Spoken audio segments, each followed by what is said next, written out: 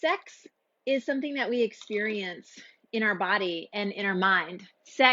Love is something that we experience in our body, in our mind, in our heart, in our whole being.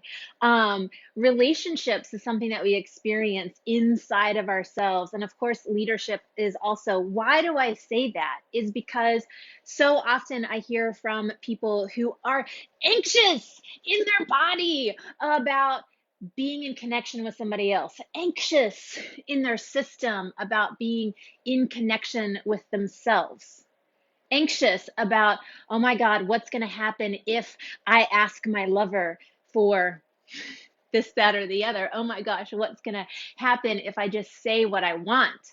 If I say that I want to have multiple lovers, or I say I want to be having some sex right now, or if I say I want a different kind of relationship, lots and lots of anxiety, and it lives in the body and it lives in the system, and it's a series of sensations in our body.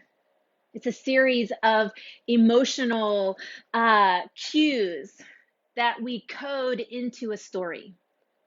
So I want to unpack all of that and actually get into sensation. I believe that as animals, as human animals who have evolved to think and to create meaning and to create story and to create projection into the future, that ultimately we are creatures that are feeling creatures.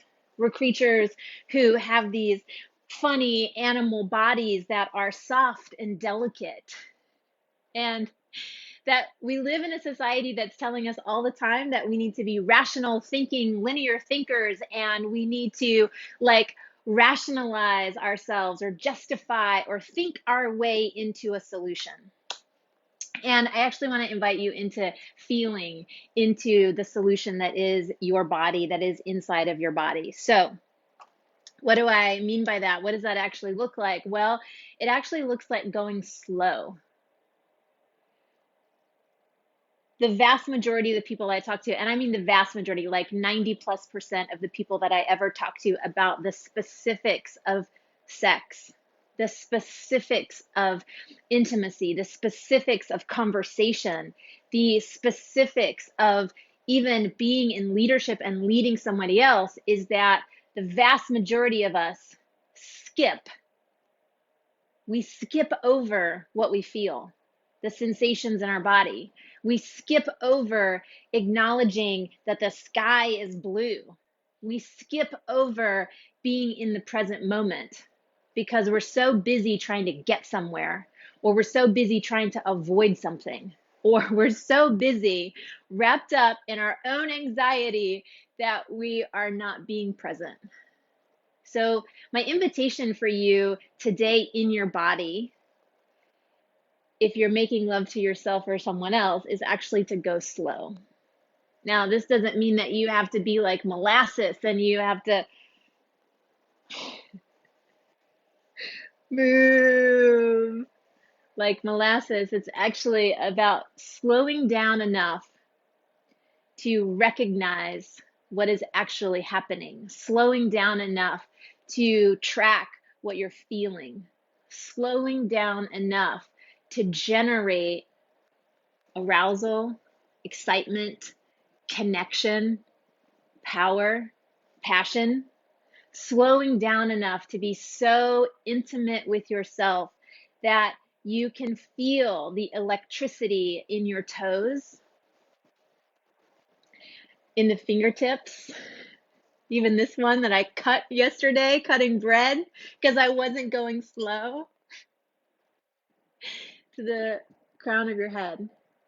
And so what I mean by going slow is actually connecting your sensations with your breath. That's one of the single best ways that you can create a pace that is slow and easy, and also one that can increase and drive up excitement, arousal, joy, connection, etc. So let me give you an example. Tracking your touch with your breath, coordinating your breath with your touch, breathing in one direction and breathing out in another.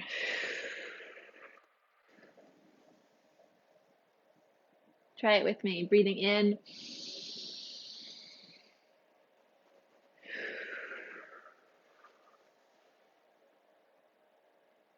One more time, just for good measure.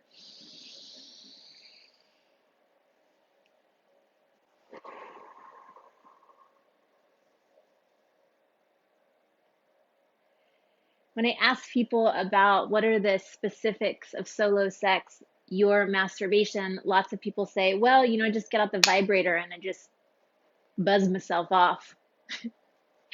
Other people say, well, I just do it, mechanical routine, whether I need it or not, 5 minutes in the shower, and I just take care of it. When I ask about how does that impact your sex life, lots of people are like, I don't know. Well, if you're going so fast as to blow past the sensations or to not be connected into the moment by moment breath, then you may miss the expansiveness of arousal. You may miss the expansiveness of turn on. And I don't just mean the sensations in the body, I actually mean your desires in your life, the vision that you have for your sexuality, for your body, for your love, for your partnership, for your relationship. If you're so busy or so agenda focused that you don't want to actually do the dating, you just want to skip right over that and get into the marriage where you're living together and you're having a baby together, right? If you are so agenda focused that you want to go straight to the orgasm, a challenge for you, an opportunity for you is actually to spend time in the space where you're just with the breath and the touch, where you are in the space where you can let the sensations that are so simple fill you up with possibility. See, breath is the one system in our body that we can be in conscious control over in every moment of our life, or be completely tuned out from. We don't have to think about it. We can just let it roll on its own. Now, if we let it roll on its own and we just let it do its involuntary thing and we don't create any control, or we don't cause our breath to be in any way, then we can stay alive. But what happens is most of us breathe right up here. And so when we hold our breath because something startles us, we reduce our capacity to feel. When we hold our stomach in, we collapse the space by which our diaphragm can move, and therefore the amount of air and oxygen that can come into our body. When we are living in a contracted breath, when we are living in a contracted opportunity to breathe and a reduced state of oxygen, our brain is actually not turned on. It's not firing at the capacity that it could be. It's not as alive as it could be, as we could be. And so my invitation for you really is to slow down. Let your breath lead you in your touch. Let your breath actually be your guide so that you can feel more. And I promise, if you do this over and over again, that your mind, your body, your heart will actually tell you what you want in terms of touch, what you want in terms of experience, what kind of sensational experience you want to have. Right? When I talk to my clients, this is the difference between, do you want lovemaking that is soft and sweet and cuddly and where you just want to feel like you're wrapped up in a warm blanket and it's just like, oh God, I feel safe and full and warm? Or do you want the kind of sex experience or a life experience where you are on fire, you are like a tiger, you are hungry, you are ready to put anything and anyone inside your mouth because you are going to eat the world? Those are two radically different kinds of experiences. And if you go so fast If you're going so fast, you may miss what you actually want, what your body, what your heart, what your mind is actually calling for, what you are actually desiring in the moment. So, again, my invitation for you is to go slow, breathe deep, and experiment with the simple task, the simple embodiment practice of breathing with your touch and touching with your breath.